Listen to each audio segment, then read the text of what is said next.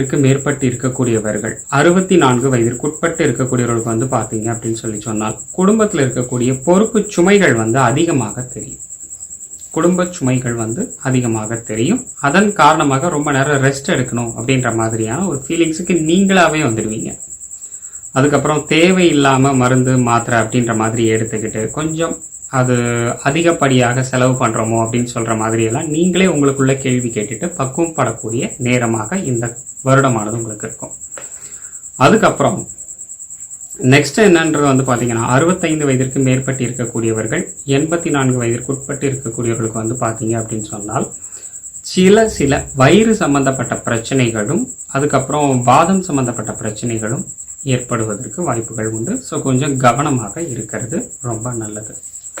இது எல்லாமே இப்போ வரைக்கும் நம்ம பார்த்துட்டு இருந்தது எல்லாமே வந்து பார்த்தீங்க அப்படின்னு சொன்னால் நெகட்டிவான பாயிண்ட்ஸ்.